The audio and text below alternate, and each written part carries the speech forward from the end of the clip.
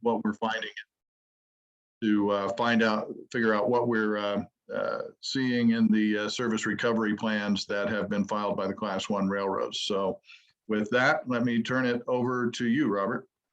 Thank you, John, for the kind introduction. I thank everyone for showing up to watch this day. It's a large and impressive crowd. Under certain circumstances, I might be flattered, but I think it has nothing to do with me and everything to do with the topic, how pervasive the meltdown problems that John referred to are, and frankly, how desperate folks are for signs of hope and improvement. Unfortunately, if you're coming to see signs of hope and improvement, you've come to the wrong place. Let me suggest that your situation bears some similarity to that of Humphrey Bogart's character, Rick Blaine, in the movie Casablanca. He's asked by Captain Roth, "What in heaven's name brought you to Casablanca?" He responds, "My health. I came to Casablanca for the waters." The captain says, "The waters? What waters? We're in the desert." And Rick says, like you might be feeling right now, "I was misinformed, but I will endeavor to convey what information I can nonetheless." And John, if we can move to the next slide, please. Our focus today is on the revised service recovery plans that the big four railroads, that's BNSF, UP, Norfolk Southern, and CSX filed in STB docket number Ex parte number 770, urgent issues in freight rail service on June 23rd, 2000. Typo there, should be 2022, not 2002. Especially focusing on the BNSF and UP plans. Those are the plans with which I'm most familiar. Those are that they serve the utilities that I've been most involved with these issues, and I think they probably reflect the majority of the members of NCTA members who signed up for today's session. However, what's true of BNSF and UP is going to be in large part true of CSX and Norfolk Southern as well. The June filings are much longer and more detailed than what the railroads originally filed in May. But the detail is nice, but unfortunately, the more you look at it, the less it inspires confidence. Unfortunately, there's no reason to expect there's going to be substantial service improvement anytime soon, unless some other things happen, and I'll get into those later on. Let's see, in the interest of, I guess, full fair disclosure, let me note for the record that a UP representative did sign up for the webinar. It's not my intent to attack UP or BNSF, and I certainly appreciate that they have a difficult task right now under very challenging circumstances. My purpose is just to review and explain what is going on in their revised service recovery plans. We move to the next slide, John. Here's a very quick timeline of how we got here. And you need to start somewhere, so let's start pre-2017. We will call those the good old days, but they weren't so old. We're only going back about 5 years, and they weren't necessarily so good either. You don't have to go back much further than that to 2014 when there was the last major meltdown. There are some differences this time, but there are also some similarities. A lot of a good bit of that had to do with the precision scheduled railroading that Canadian Pacific, under the leadership of Hunter Harrison, was promoting, and that's part of what's led to the current difficulties. Then PSR was working, however, well, and for many of you out there, it wasn't working so well when it was first adopted. And then we entered the pandemic, which we can more or less divide into two rough phrases. There was, there's 2020-ish and 2021. There was a time when we weren't sure that we were going to get through it, and natural gas and everything else was very cheap. Folks had more coal than they perhaps knew what to do with, and nothing was happening. And then moving into 2021, we started to enter into the recovery, and then things changed, and in many respects things got better, but also things got worse. Particularly in the second half of 2021, natural gas prices started escalating substantially. People went from having too little coal to having too much. From having too much coal to not being able to get enough. We've had other events and other difficulties, and those problems began to accumulate. We also had problems with imports and other problems throughout the supply chain, and particularly in 2022, things got worse and worse. Then on April 7th, the STB announced that it would hold a public hearing in ex parte number 770 for April 26th and 27th. And a whole bunch of the world appeared at those hearings, including one panel that consisted of John and Emily for NCTA, and Warner and yours truly for the Western Coal Traffic League. And we were a part of a panel of I think about 7 organizations that were up there. And and I think pretty much every sector of the shipper universe was there and complained about service, and everyone had a worse story than everyone else. On May 6th, the STB issued an order that required the big 4 railroads to file service recovery plans by May 20th, and they did so. Those were they were plans. They were relatively short. On average, they were about 6 pages. That's 6 pages, single space. So it more gave an overview, but few details. That didn't sit particularly well with the board. That on June 13th required the carriers to file revised plans by June 23rd, and they did so. Those plans, those filings are substantially longer. They're 20 pages, in some cases plus additional spreadsheets, and they provide a lot more insight and a lot more detail, and that's very much appreciated, and it gives you a chance to get a better feel for what it is they're up against, what they are proposing to do, and how they intend to measure success. And if we go to the next slide, the service recovery plans break down into 5 key elements. The first one, and the most important, is to hire more train crew, sometimes called train yard and engine, or TY&E, as well as other personnel, particularly in mechanical for the locomotives and maintenance for the right of way. In addition, those plans address railroad investments, including particularly locomotives, their capital expenditures, and also the money that they're going to put into customer service. In addition, they talk about operational improvements, and particularly that they address train speeds and throttle settings. A further indication, or another major element of it, is reduction of car inventory. All of these are designed to bring about improvement in what are called the key performance indicators, or KPIs.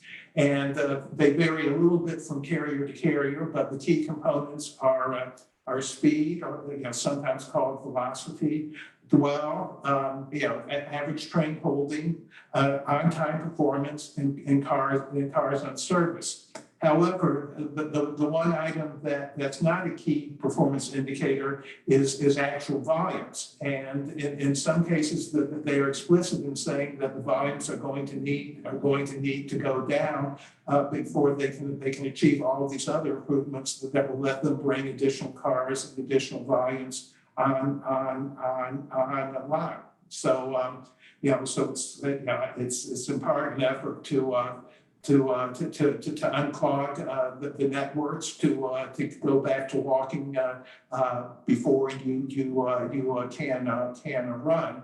But it's also a sign that there are some pretty severe problems out there. And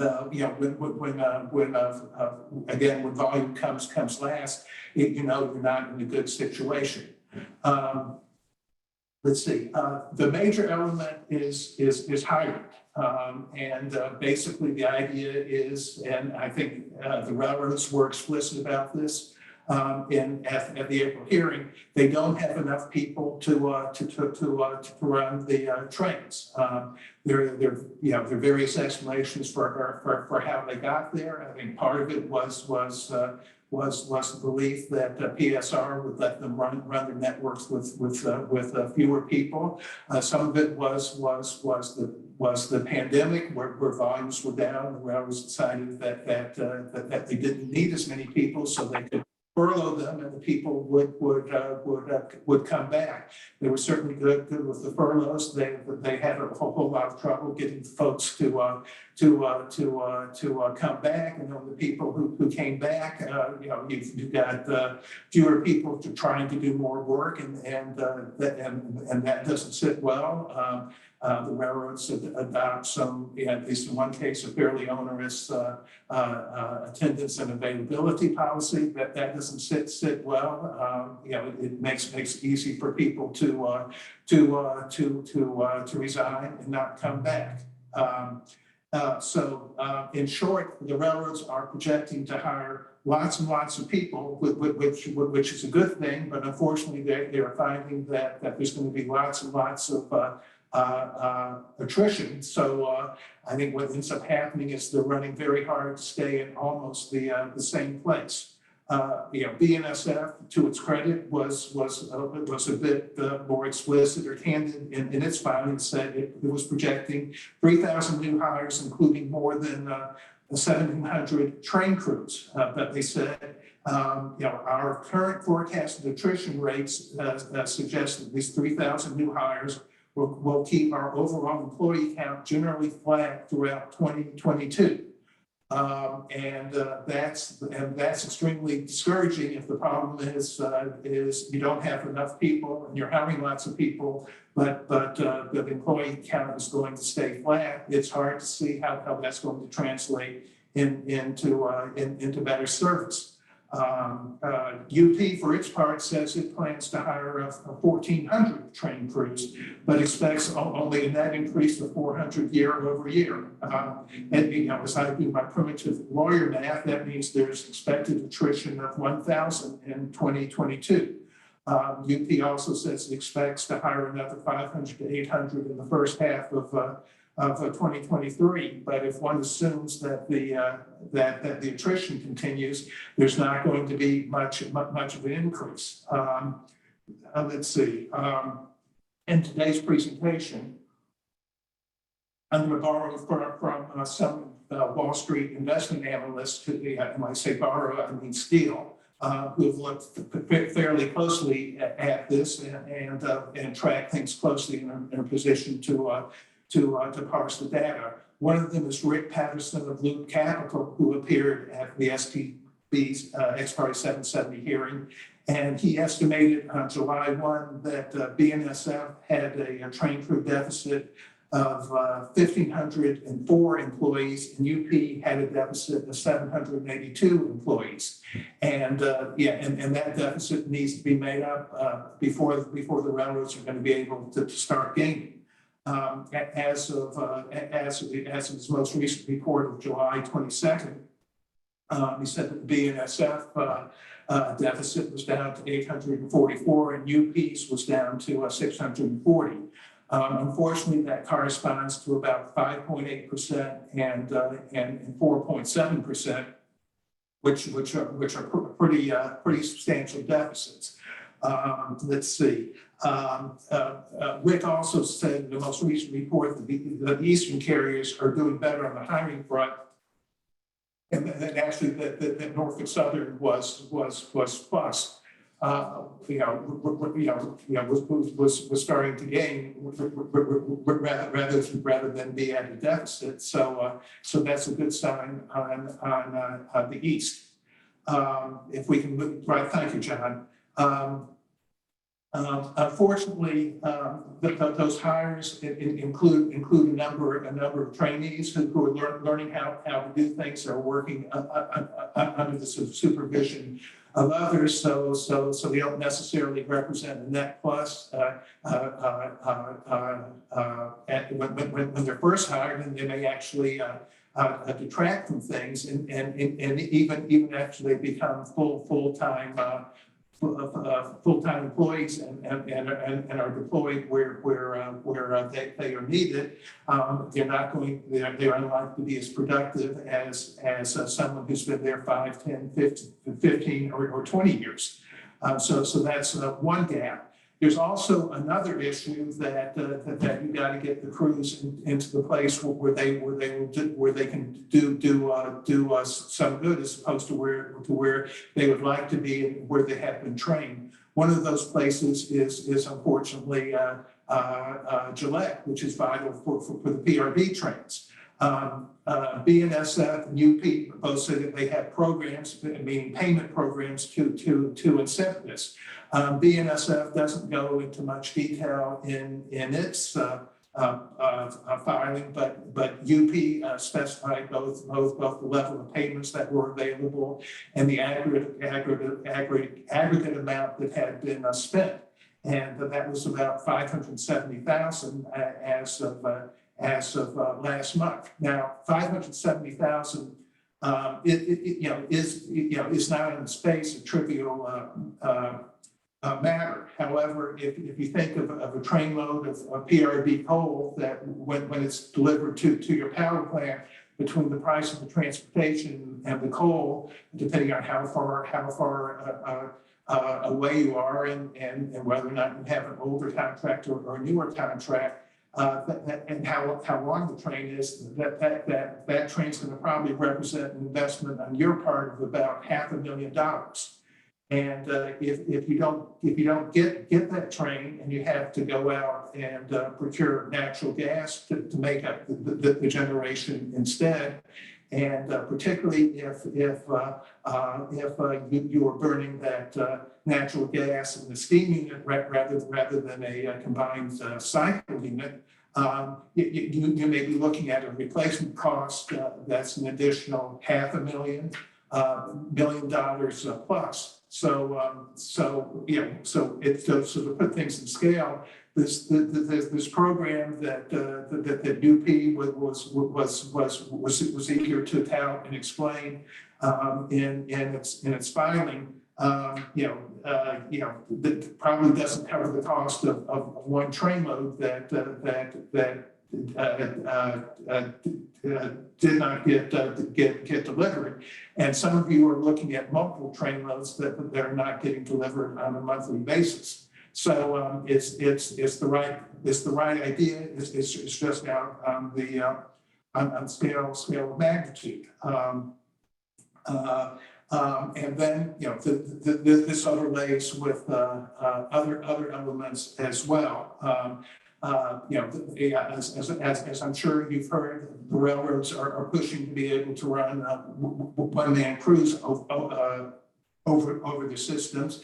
I think the information is that the FRA, Federal Railroad Administration, is going to publish a proposed rulemaking in the Federal Register tomorrow that's not going to be very receptive to that.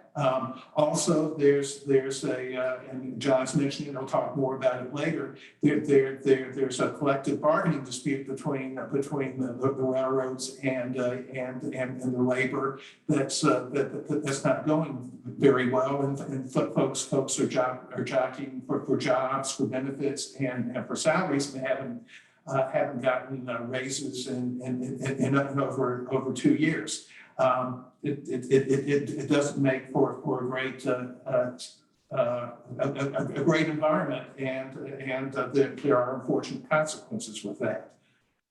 If we move on to the next area, the railroads also talk about the investment that they are making.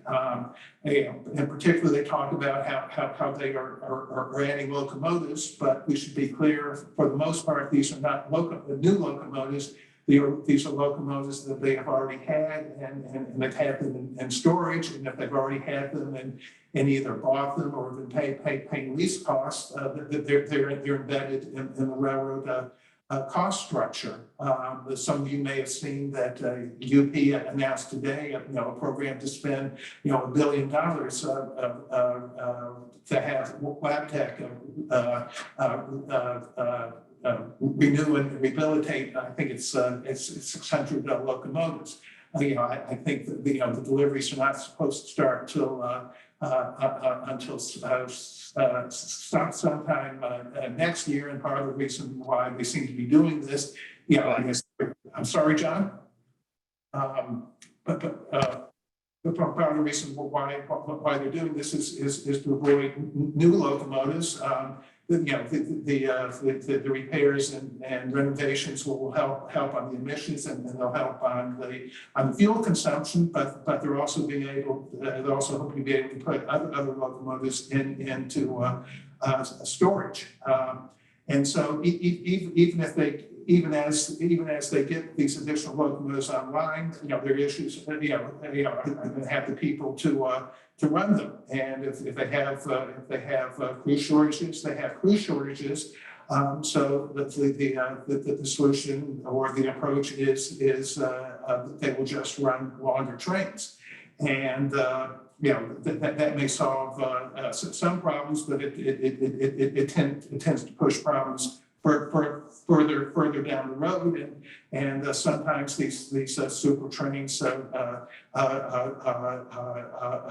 derail, and if it's a bigger train, it becomes a bigger problem. It also leads to bunching and other issues.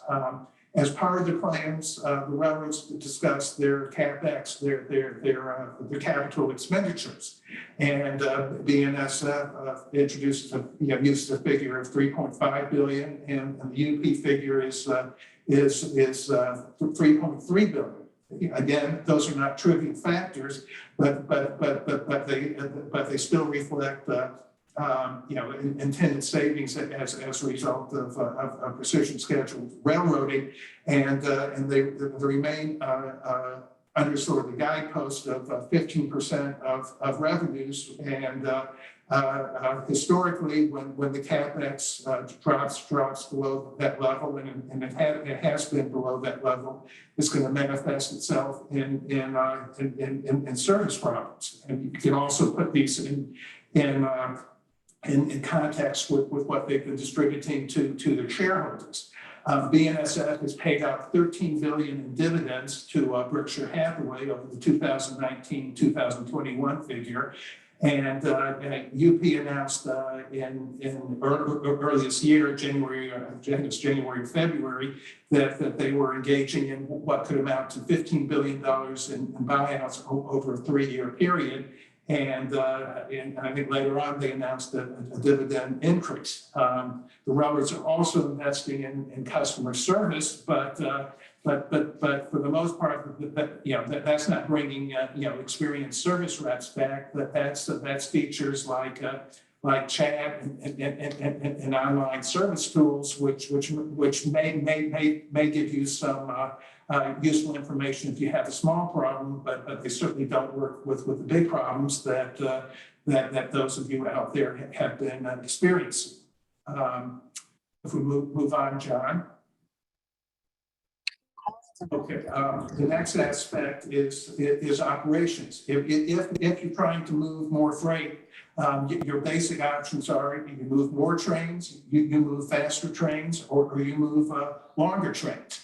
The railroads are actually trying to move fewer trains, but just make them longer. And one of the issues pursued at the STB hearing and addressed in the filings was whether the railroads are slowing their trains down to conserve fuel, and whether this hurts service. In their filings, the railroads say they aren't limiting the train speeds per se, but they are limiting the throttle settings, except on certain cases, and there's a distinction there.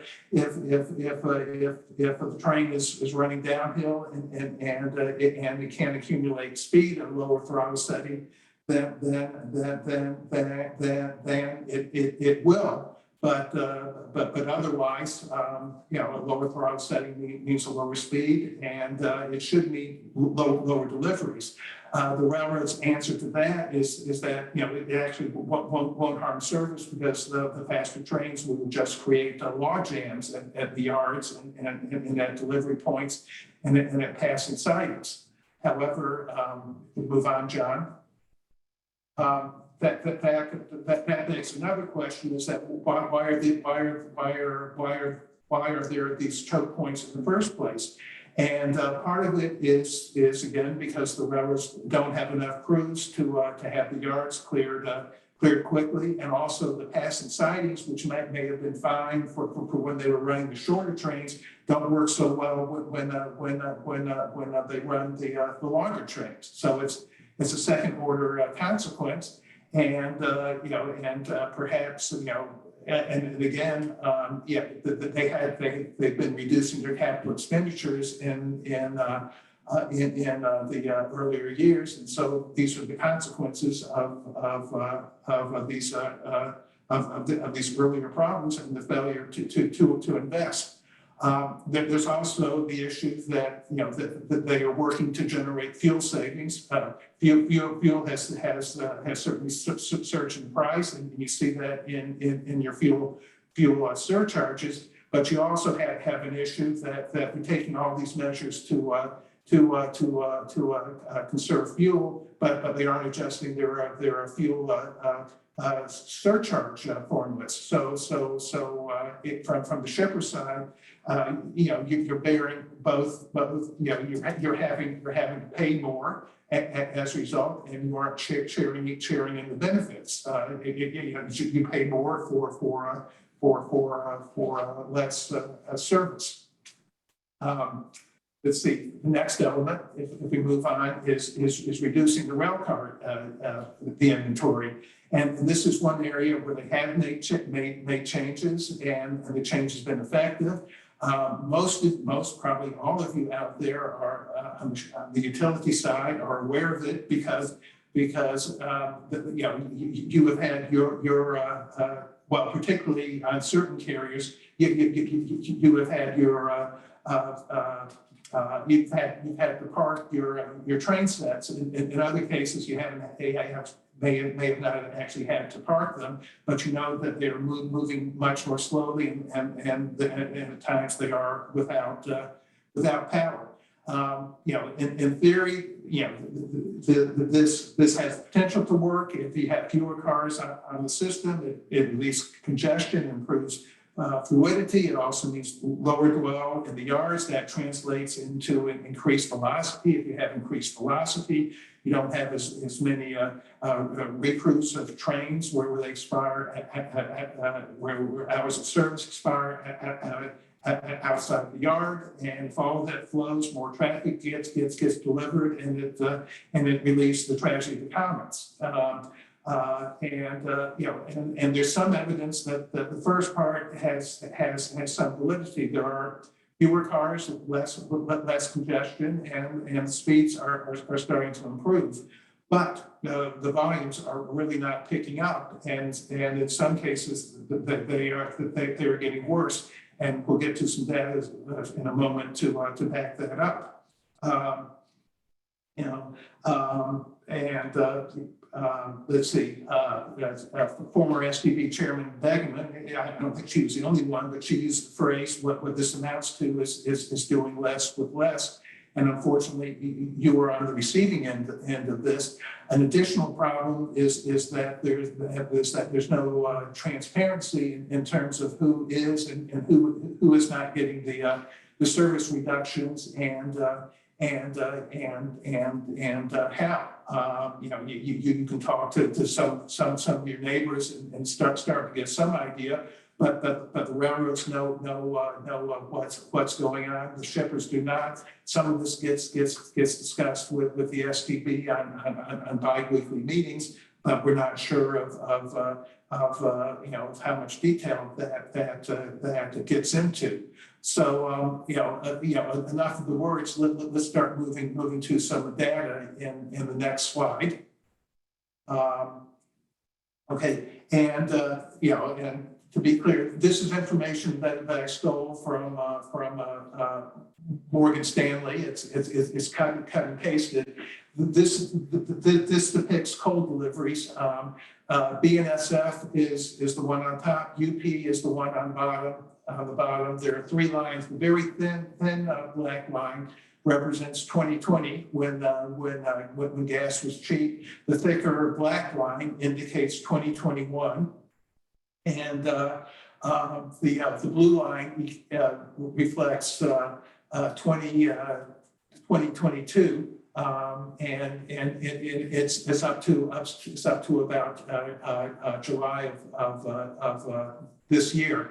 And to illustrate one painful thing, if you look at the thick black line in week 7, that reflects what happened with the Uri storm, and where the Great Freeze, where everything was shut down. You can see how volumes on both carriers took a real hit.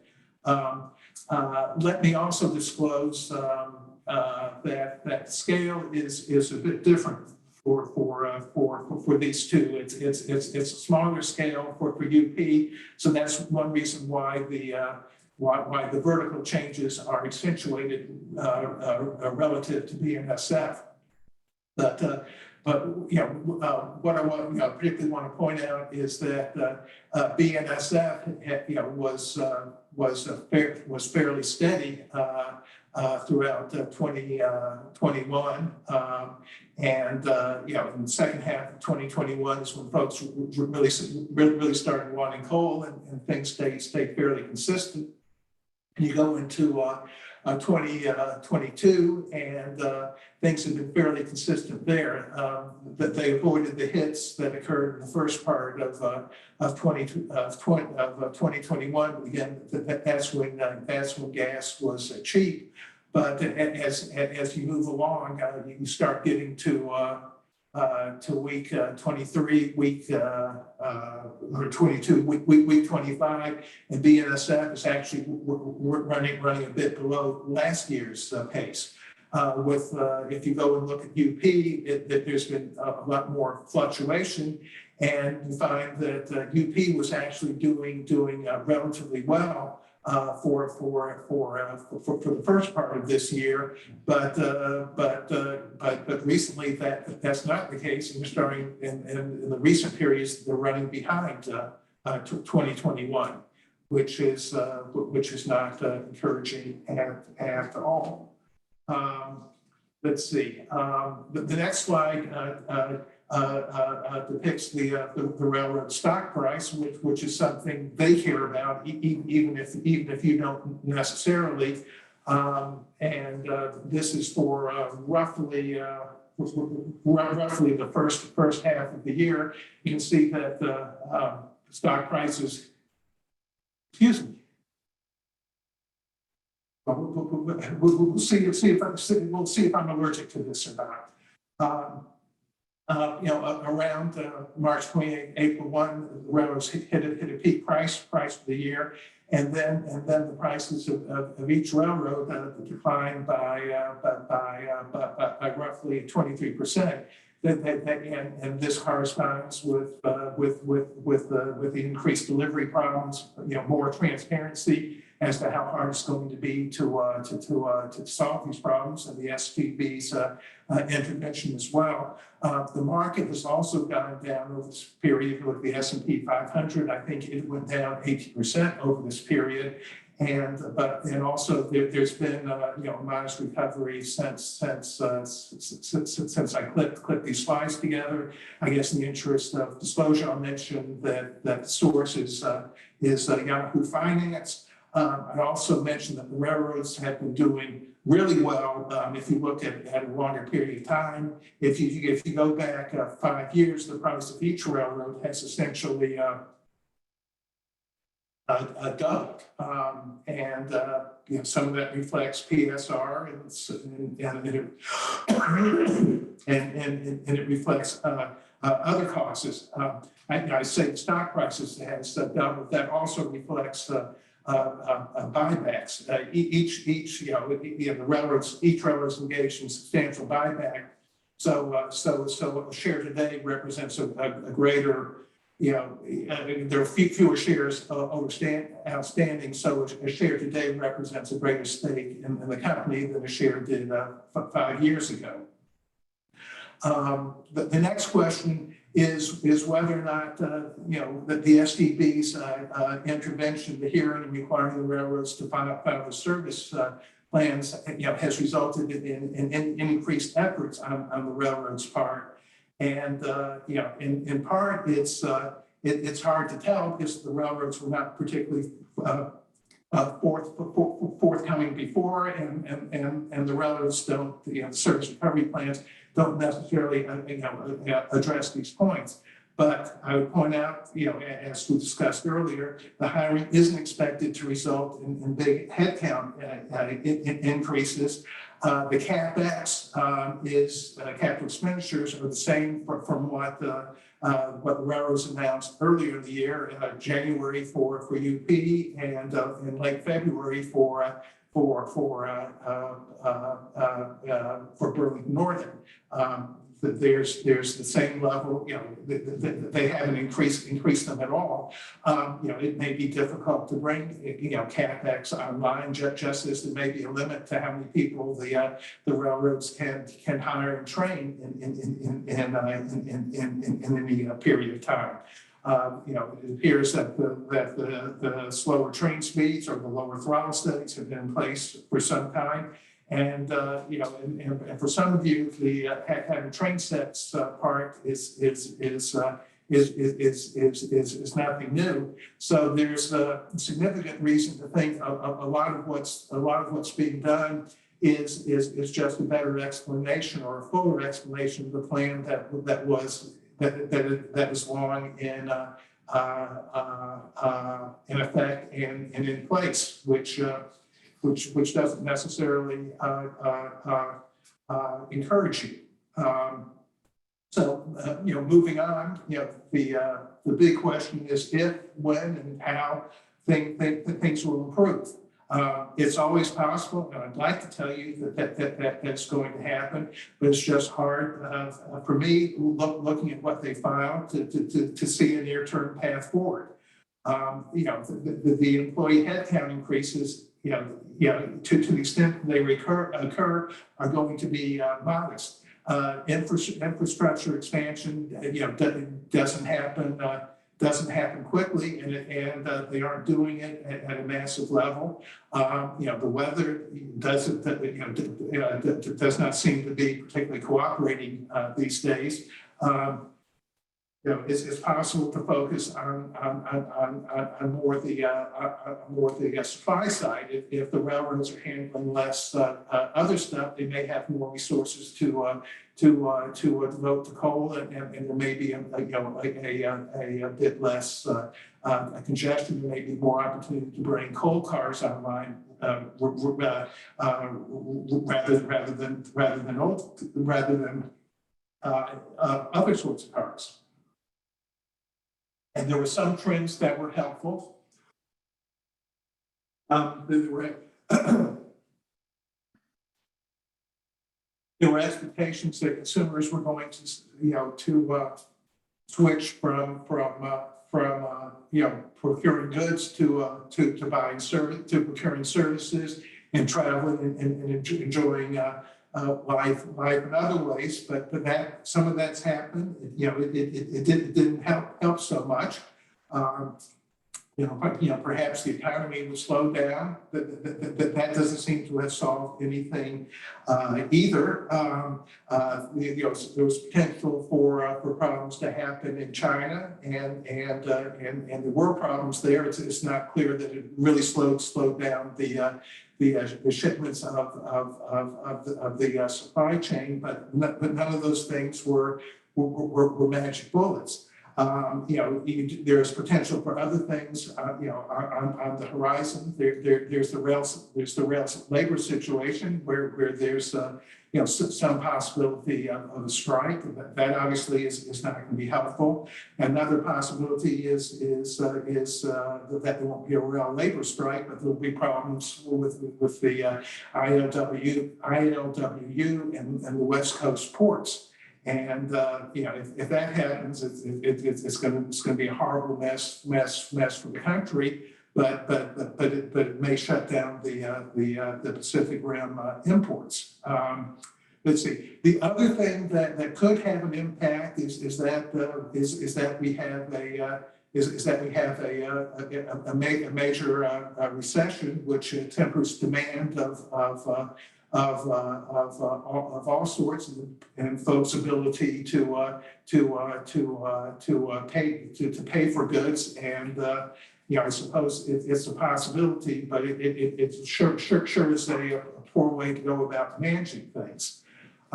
If we move to the next slide, back one, John, the one with back. Yep, here we are. Okay, this is also taken from Morgan Stanley. It's based on a survey of respondents.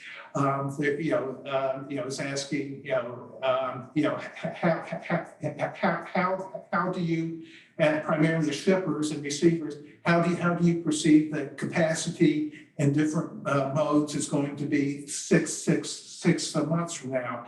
The gray line was what was from the fourth quarter of last year. The blue line is from the first quarter of 2020 of this year, and the blue line is, or the dark blue is from the second quarter. And you can see that if you focus on rail, which is the third set of bars, it actually went up between the from the fourth quarter to the first quarter, and I think that would probably track the experience that many of you have had. The second quarter survey projected that things would go down, but they go down only slightly, and you can see that the rail situation is perceived to be worse than any other mode. Frankly, if I were, I was not I wouldn't respond to something like this. I don't think it would be fair to anyone. But from my perspective, starting off at about 7 or so for the second quarter, for the first quarter survey was being awfully generous. So let's go on to the next slide. And what's going on is obviously there is a shortage of what we'll call it effective capacity. There's scarcity, and scarcity provides an opportunity to raise rates. And the railroads tend not to be shy about taking advantage of such opportunities. And I have a quote here from Mr. Fritz from his earnings call from the fourth quarter, which was on January 20th. And I'll read it. Is that item number 2 is, if we see volumes overwhelming our ability to satisfy it, we've always got price as a lever that we can use that discourages some amount of that volume and helps it to find a different home. That's significant language. He wasn't necessarily talking about coal or anything else specifically. You hope he's talking about something else, but obviously he's aware of the opportunity, and that's conveyed to the Wall Street analyst.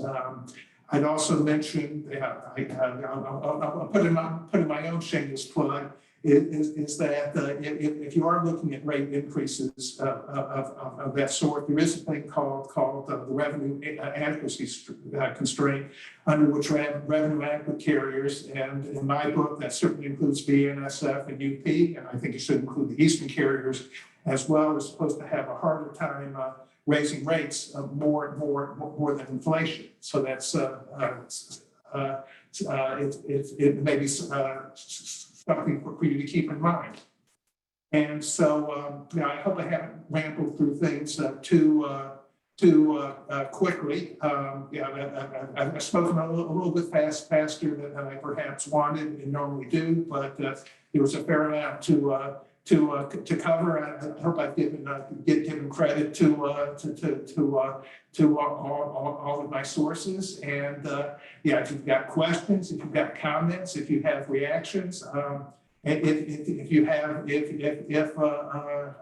want to disagree with whatever I said, I think I'll have an opportunity now. If you want to reach me later, I hope that I'm not hard to find. And John, I know you had some additional comments, so I'm happy to hand it back to you. I hope I've left you with enough time to get all of your comments. So. You bet. I appreciate it, Robert. Thank you very much for a very complete report. That was very helpful. Remind folks too, if you do have comments or questions, please feel free to submit them in the chat box, either for everyone or send it to Melinda or me.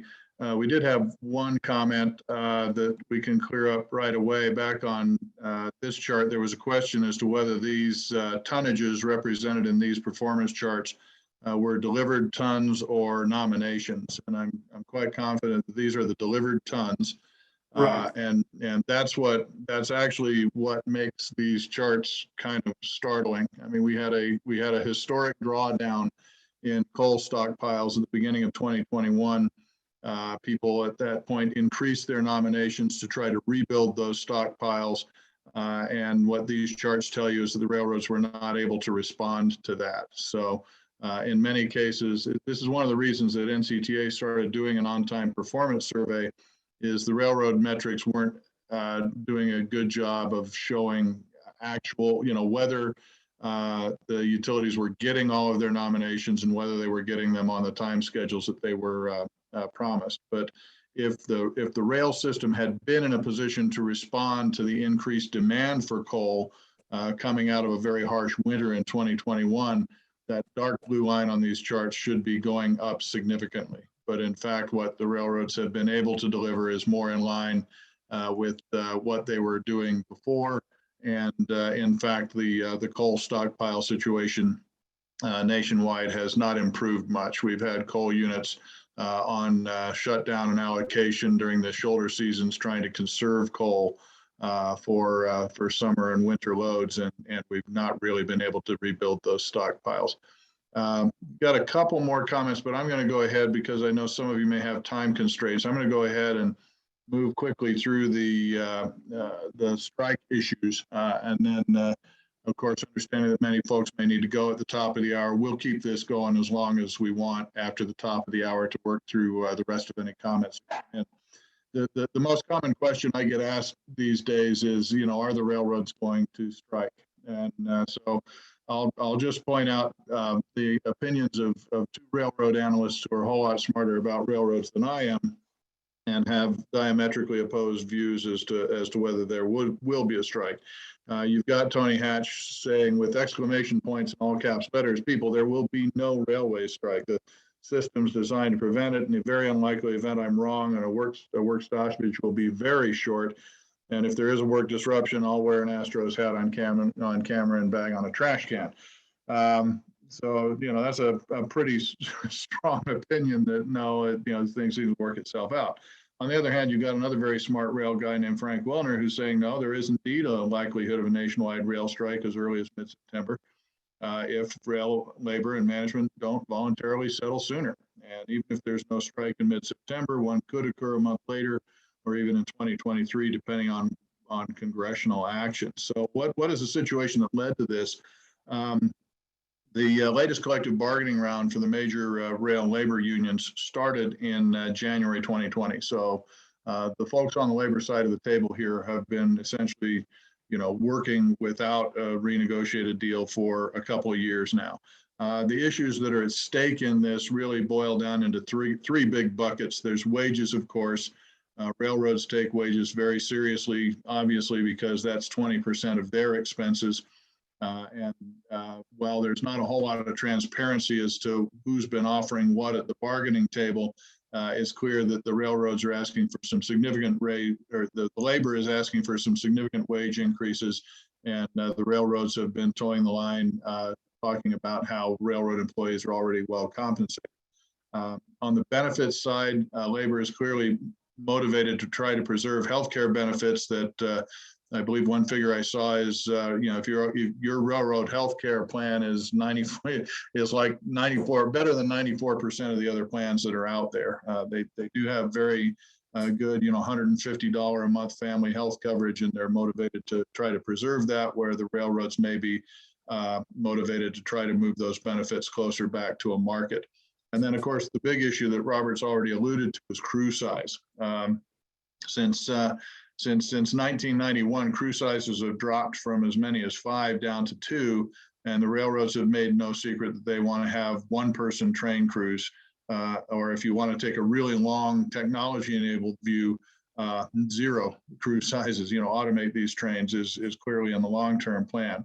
The FRA rulemaking that Robert mentioned that is going to be published in the Federal Register tomorrow is a Democratic administration move to mandate crew sizes of 2 based on safety issues. We'll see where that goes, but you can see from a railroad perspective, they've been very vocal about how lower staffing on increasingly longer trains is causing real problems for the labor unions. So during this 2 years of negotiations have been going on so far, the railroads offered binding arbitration.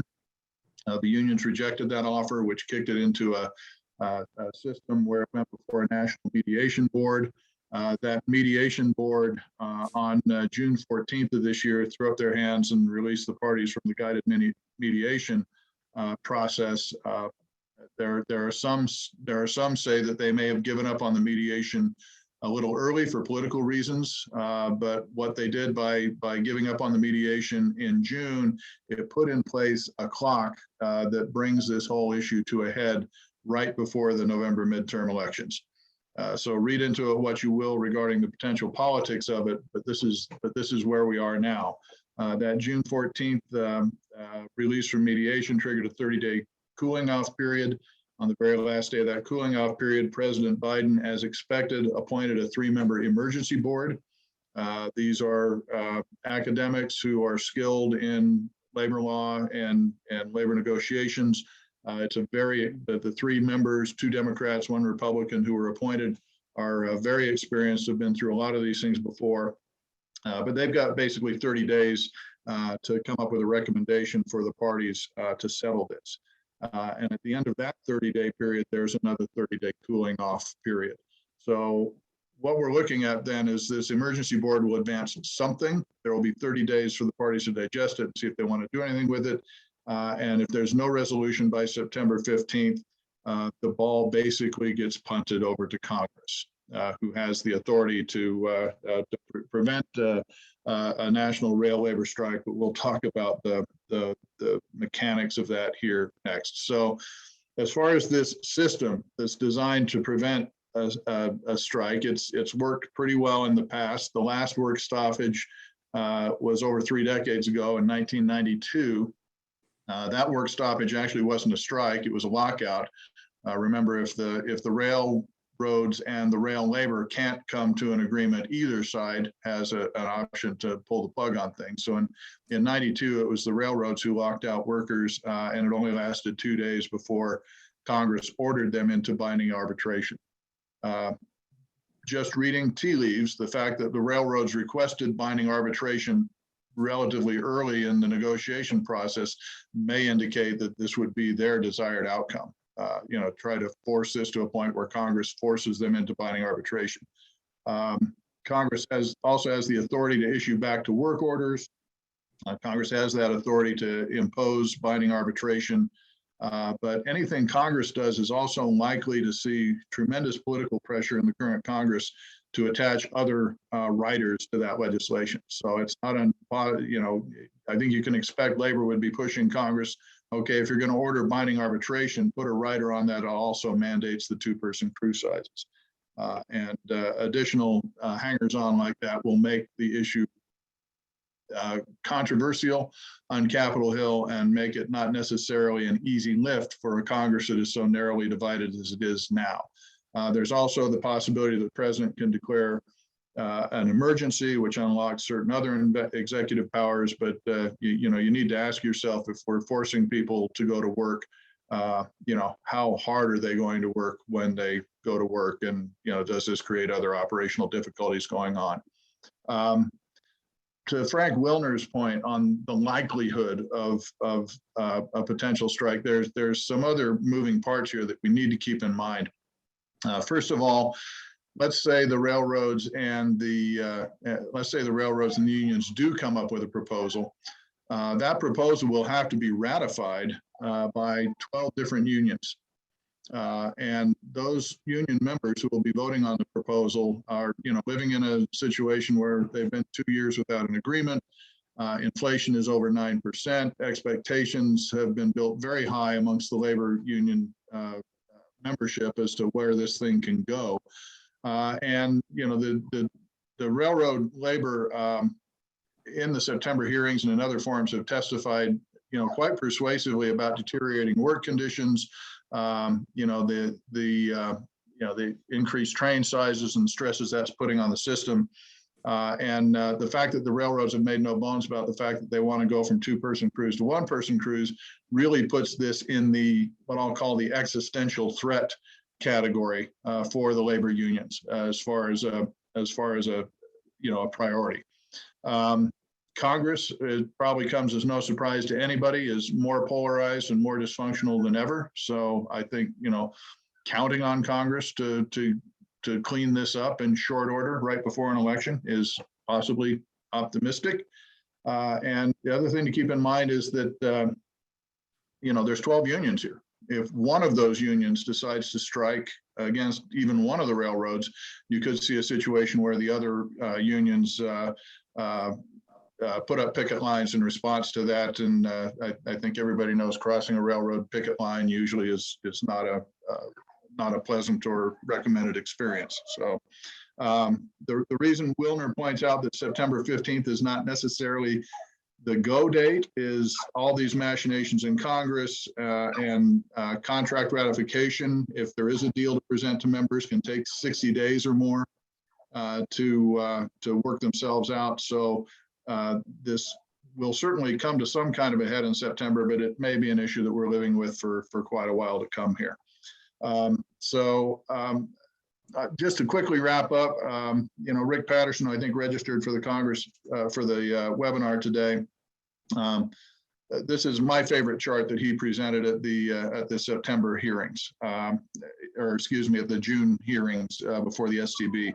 It shows that, since 2004, there has been precious little nominal, almost no growth in rail traffic, but rail stock performance has way outstripped the performance compared to the S&P. Now, why do I bring that up? Well, I opened with two colorful quotes from guys who know more about rails than I do, so I'll make up my own colorful quote to end it. And that colorful quote is, remember when you had to know somebody to get a job at the railroad? And now we're struggling to attract people faster than they are leaving. And the second part of my colorful quote is, what in the last 2.5 years has worked like it is supposed to? So when people ask me to handicap, is a strike going to happen? I look at it this way. If I'm rail labor, the conditions will never be better than they are right now for rail labor to drive a hard bargain. The railroad profitability is undeniable. By the way, we're back into earnings season now, and second quarter earnings are coming in. UP, CSX, and Norfolk Southern have all three already reported record revenues and record income in a quarter where they're struggling to meet customer demands. Now, railroad, and when we get into that, what the arbitrators will look at, that railroad profitability isn't necessarily a factor or admissible, but nevertheless, in the court of public opinion, it doesn't look good.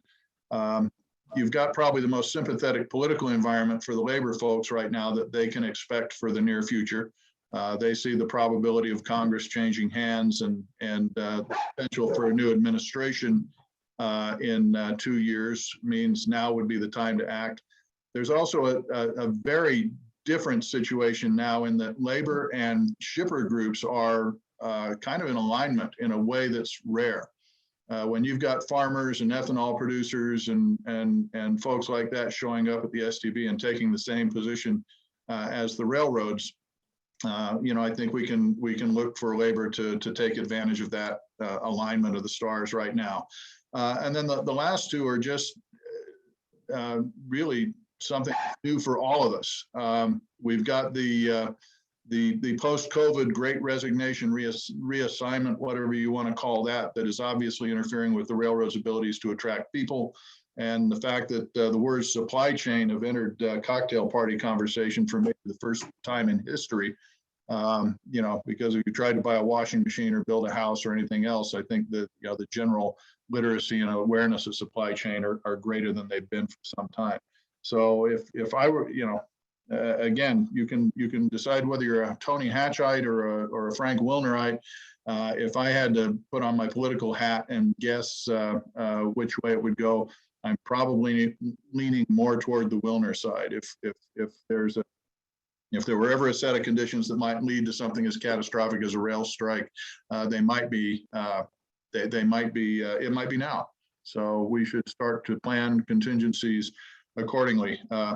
Maybe you could order a couple extra train loads of coal. That was a joke for which you can't see people laughing on the Zoom call. So with that, the contact information is here. We appreciate everybody joining. We're a little over time. We will stick around to answer some questions, but certainly not offended if folks have other things to drop off. A couple of questions that have come in.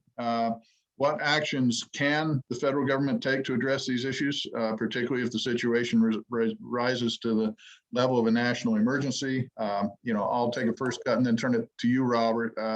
Obviously, there's the things we just discussed. They can order Congress can order binding arbitration. They can order people back to work.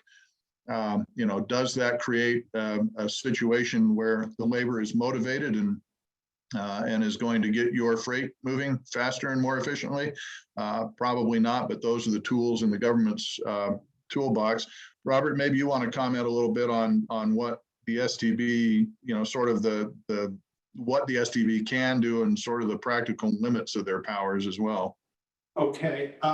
One thing that the STB can do and has done in one instance is to direct service to a particular shipper. Tom Wilcox filed for, I think it was Foster Poultry in California, petition that frankly against UP, and UP, to its credit, did not really oppose it. That said that you will make sure that they get the feed so the chicken and cattle won't die, and we've done that in other circumstances. And so that's available for emergency service orders. For true emergencies, it's up to 270 days. The STB doesn't want to do that. In fact, it's having an ongoing, pending rulemaking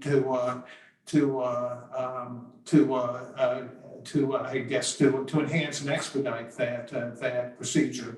That's one thing. They can also they can require more reporting from the railroads. They've done that. One of the things that we asked at the Ex Parte 770 hearing with West World Traffic League and CTA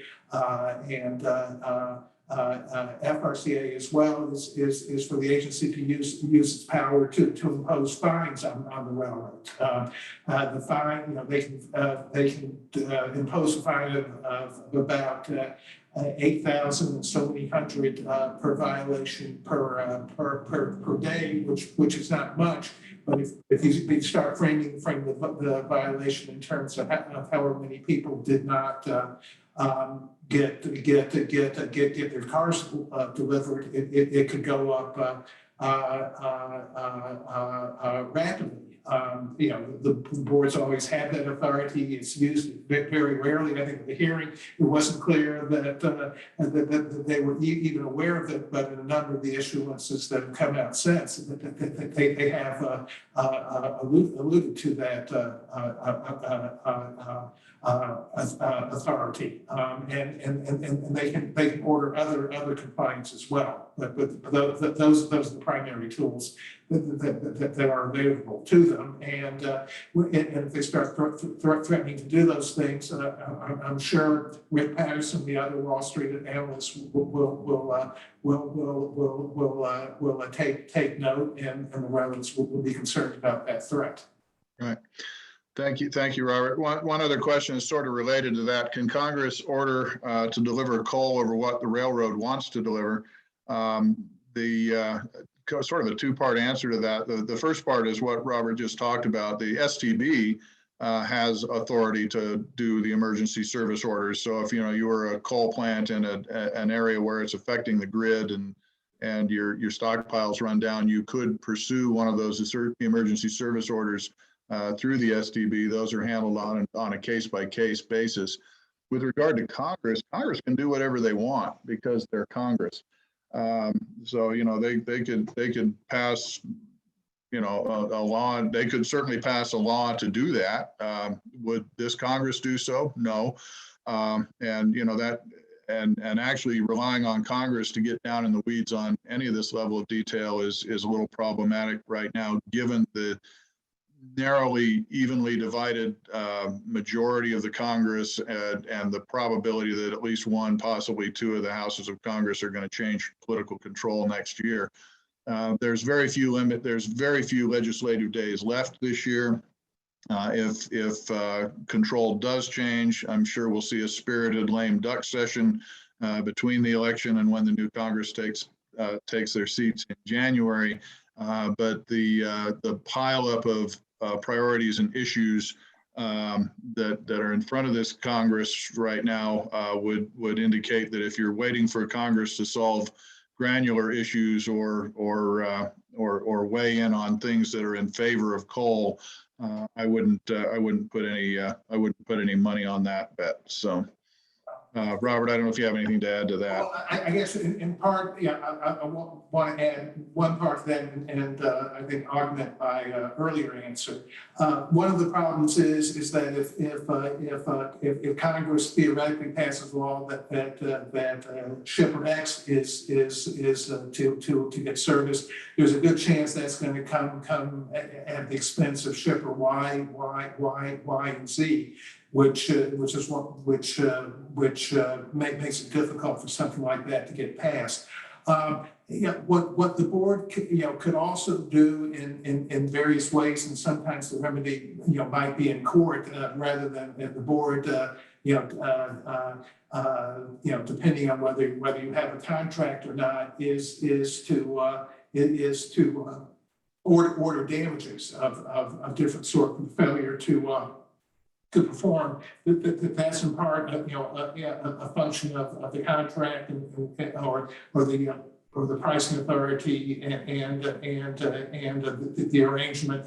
But I think it's, to the extent the board indicated that it intended to make shippers whole for the non-deliveries, and if it said that was made that was part of the common carrier obligation, and it was going to enforce it, it could have a number of beneficial impacts. I'm also sure that the railroads would fight it as hard as possible, because when you are in a triage situation, which is where effectively we are and have been. And, you know, there are lots of people that are not getting their goods at all, or having to get substitutes or pay for more expensive substitute transportation.